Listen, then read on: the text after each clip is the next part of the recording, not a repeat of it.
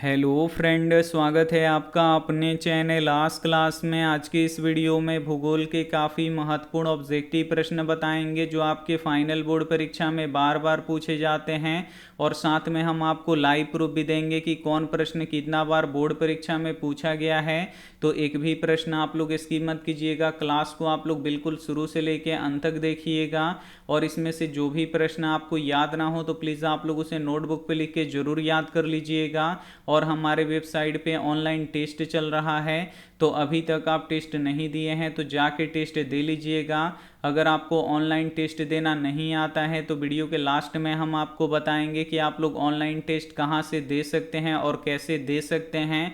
और अभी तक आप हमारे व्हाट्सएप ग्रुप में नहीं जुड़े हैं तो ये हमारा व्हाट्सएप नंबर है 87 89 30 73 04। इस पर आपको बोलना है कि सर मुझे ग्रुप में जोड़ दीजिए, तो हम आपको ग्रुप में जोड़ देंगे। तो आइए शुरू करते हैं पहले नंबर प्रश्न से। तो पहला नंबर प्रश्न है कि काली मृदा का दूसरा नाम क्या है। काफ़ी महत्वपूर्ण प्रश्न है और ये प्रश्न 2011 में, 2013 में, 2015 में, 2017 में और 2019 में पूछा गया है। यहाँ पे आपको बताना है कि काली मृदा का दूसरा नाम क्या है। तो रेगुन मृदा होता है, इसे आपको याद रखना है। यहाँ पे बी वाला ऑप्शन बिल्कुल ही सही हो जाएगा। एक प्रश्न ये भी पूछा जाता है कि काली मिट्टी किस फसल के लिए उपयोगी होता है। तो कपास के लिए उपयोगी होता है, इसे आपको याद रखना है। और कपास किस राज्य में सबसे अधिक होता है। तो गुजरात राज्य में सबसे अधिक होता है, इसे आपको याद रखना है। और कपास को उजला सोना कहा जाता है, तो इसे भी साथ में आपको याद रखना है। आइए देखते हैं अगला प्रश्न, दो नंबर प्रश्न है कि मरुस्थलीय मृदा का विस्तार निम्न में से कहाँ है। और ये प्रश्न 2016 में और 2017 में पूछा गया है। यहाँ पे आपको बताना है कि मरुस्थलीय मृदा का विस्तार निम्न में से कहाँ है। तो राजस्थान में है, इसे आपको याद रखना है। यहाँ पे बी वाला ऑप्शन बिल्कुल ही सही हो जाएगा।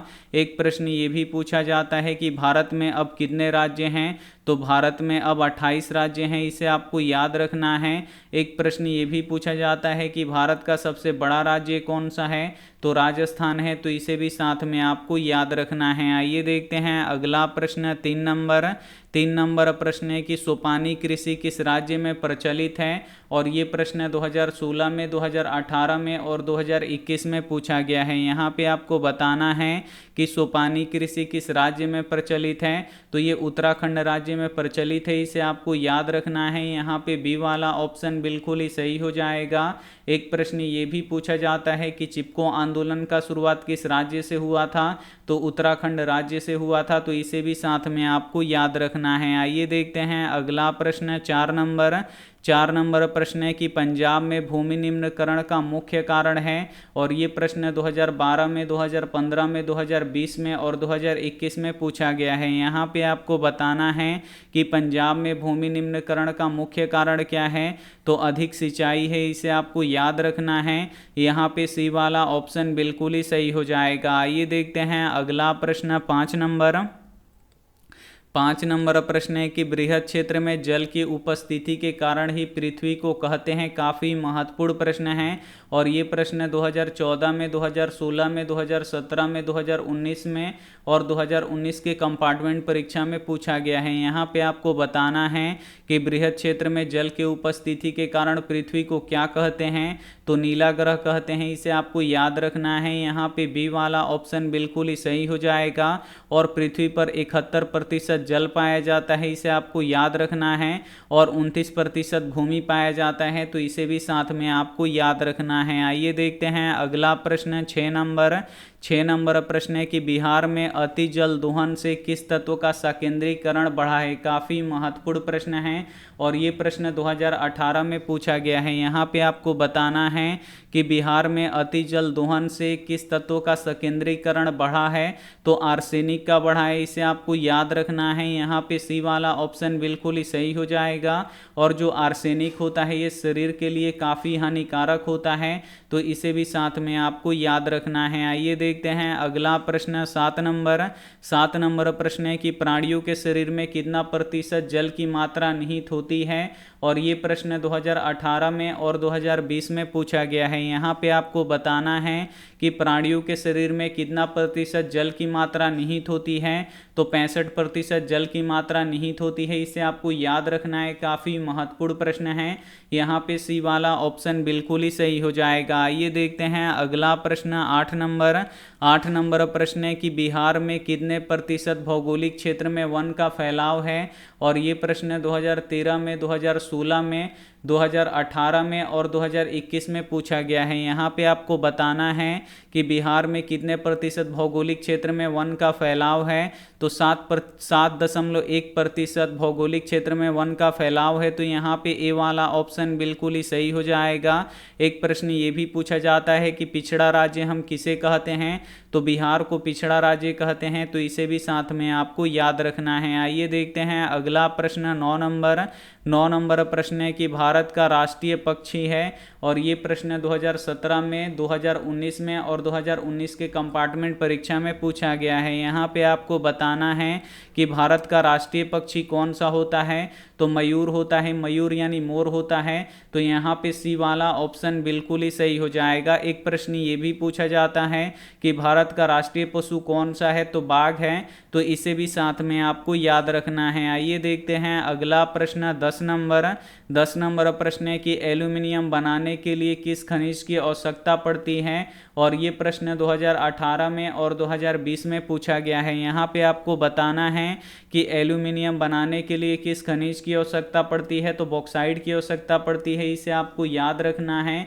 यहाँ पे डी वाला ऑप्शन बिल्कुल ही सही हो जाएगा। एक प्रश्न ये भी पूछा जाता है कि लोहा का अयस्क कौन सा होता है, तो हेमेटाइट और मैग्नेटाइट होता है, तो इसे भी साथ में आपको याद रखना है। आइए देखते हैं अगला प्रश्न 11 नंबर प्रश्न है कि निम्नांकित में से कौन सा उद्योग कृषि पर आधारित नहीं है, और ये प्रश्न 2015 में, 2019 के प्रथम पाली में, 2019 के द्वितीय पाली में और 2021 में पूछा गया है। यहाँ पे आपको बताना है कि निम्नांकित में से कौन सा उद्योग कृषि पर आधारित नहीं है। तो जो सीमेंट उद्योग होता है ये कृषि पर आधारित नहीं होता है। यहाँ पे बी वाला ऑप्शन बिल्कुल ही सही हो जाएगा। ये देखते हैं अगला प्रश्न 12 नंबर प्रश्न है कि सीमेंट उद्योग का सबसे प्रमुख कच्चा माल क्या है, और ये प्रश्न 2011 में, 2017 में और 2020 में पूछा गया है। यहाँ पे आपको बताना है कि सीमेंट उद्योग का सबसे प्रमुख कच्चा माल क्या होता है, तो चूना पत्थर होता है, इसे आपको याद रखना है।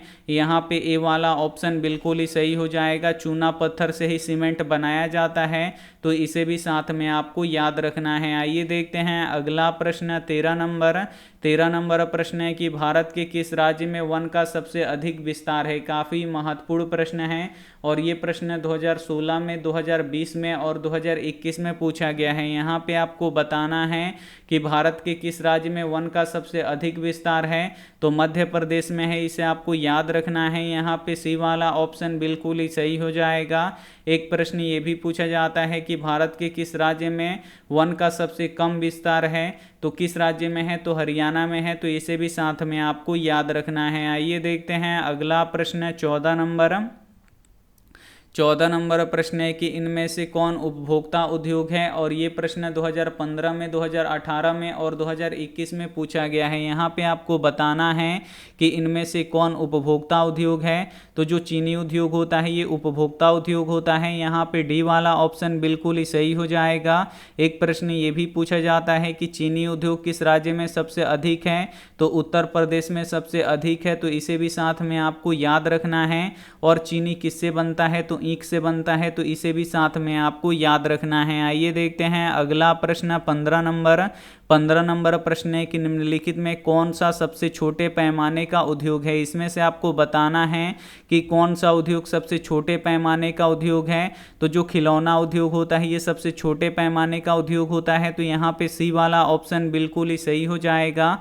एक प्रश्न ये भी पूछा जाता है कि कागज का आविष्कार किस देश में हुआ, तो चीन में हुआ, तो इसे भी साथ में आपको याद रखना है। एक प्रश्न ये भी पूछा जाता है कि मुद्रण का शुरुआत सबसे पहले किस देश में हुआ, यानी प्रिंटिंग प्रिंटिंग का शुरुआत किस देश में हुआ, तो चीन में हुआ, तो इसे भी साथ में आपको याद रखना है। आइए देखते हैं अगला प्रश्न 16 नंबर प्रश्न है कि कांवर झील स्थित है, और ये प्रश्न 2014 में और 2018 में पूछा गया है। यहाँ पे आपको बताना है कि कांवर झील कहाँ पे स्थित है। तो जो कांवर झील है ये बेगूसराय जिला में स्थित है, इसे आपको याद रखना है। यहाँ पे सी वाला ऑप्शन बिल्कुल ही सही हो जाएगा। और बेगूसराय कहाँ पे है, तो बिहार राज्य में है, तो इसे भी साथ में आपको याद रखना है। आइए देखते हैं अगला प्रश्न 17 नंबर प्रश्न है कि संजय गांधी जैविक उद्यान किस नगर में स्थित है, और ये प्रश्न 2013 में और 2019 में पूछा गया है। यहाँ पे आपको बताना है कि संजय गांधी जैविक उद्यान किस नगर में स्थित है। तो संजय गांधी जैविक उद्यान ये पटना नगर में स्थित है, इसे आपको याद रखना है।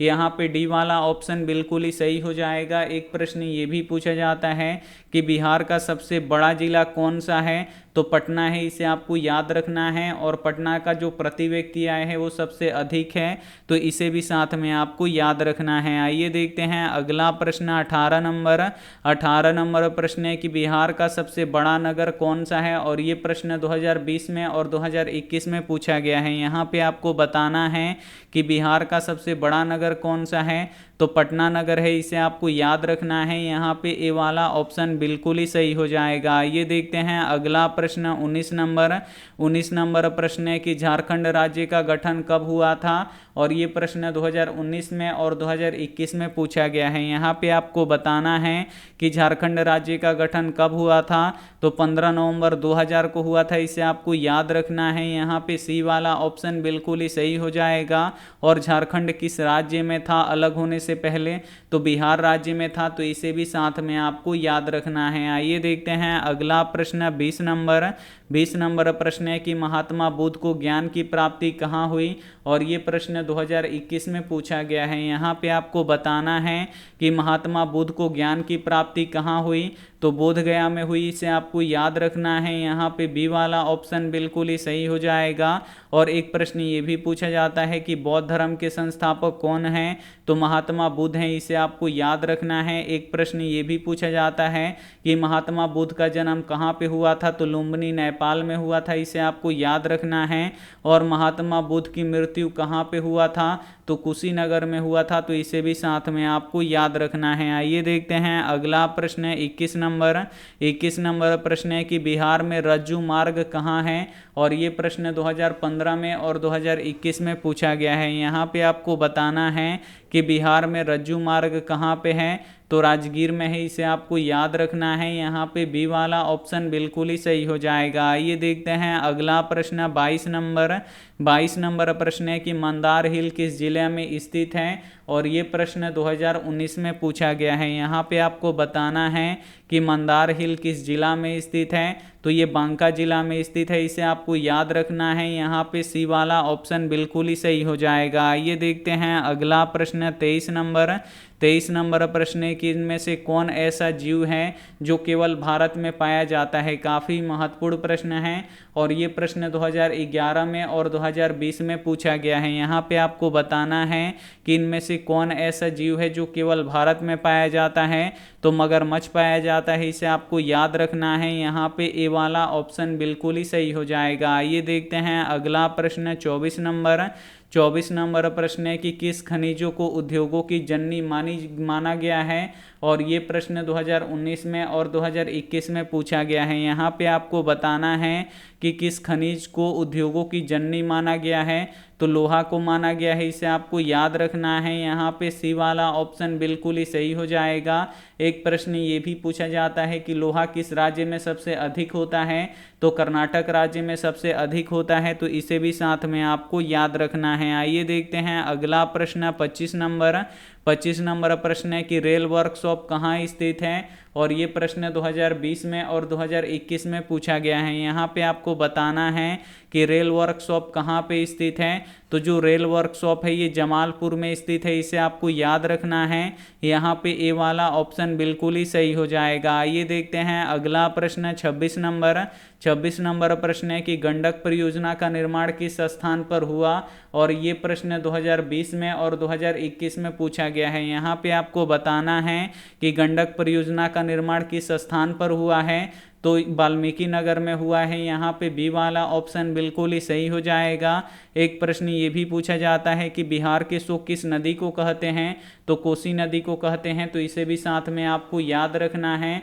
यहाँ पे भूगोल के सभी महत्वपूर्ण ऑब्जेक्टिव प्रश्न हम आपको बता चुके हैं, तो इसमें से जो भी प्रश्न आपको याद ना हो तो प्लीज़ आप लोग उसे नोटबुक पे लिख के जरूर याद कर लीजिएगा। और वीडियो को अभी तक आप लाइक नहीं किए हैं तो प्लीज़ आप लोग वीडियो को लाइक कीजिएगा, अपने दोस्तों के पास इस वीडियो को जरूर शेयर कीजिएगा।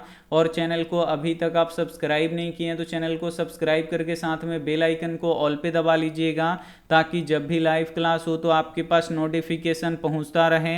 अब हम यहाँ पे आपको बताएंगे कि आप लोग ऑनलाइन टेस्ट कैसे दे सकते हैं। तो सभी के फ़ोन में होता है क्रोम और गूगल, तो दोनों में से किसी एक को आपको क्या करना है, ओपन कर लेना है।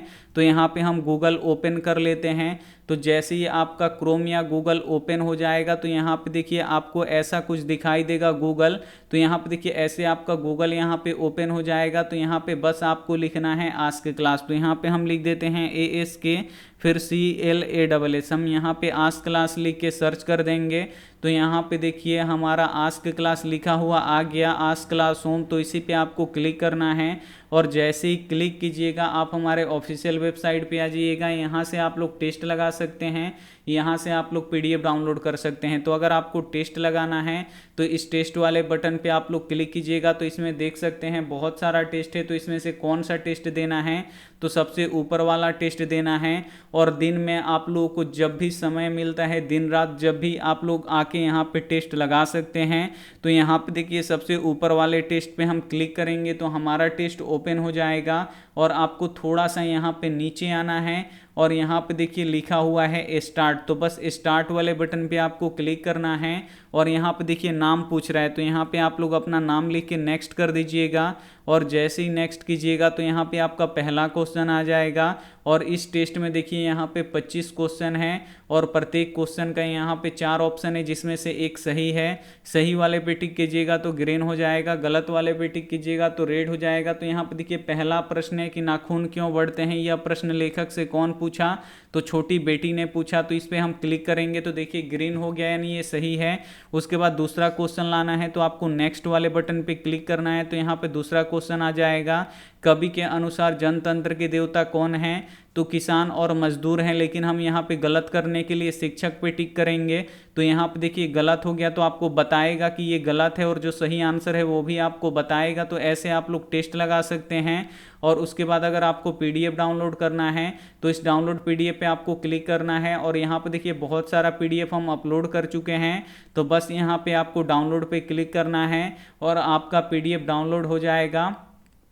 तो उम्मीद करते हैं ये आपको काफ़ी अच्छी तरीके से समझ में आ गया होगा। Thank you for watching. मिलते हैं अगली क्लास में, तब तक अपना ध्यान रखिए, मन लगा के पढ़ाई कीजिए। Take care and bye.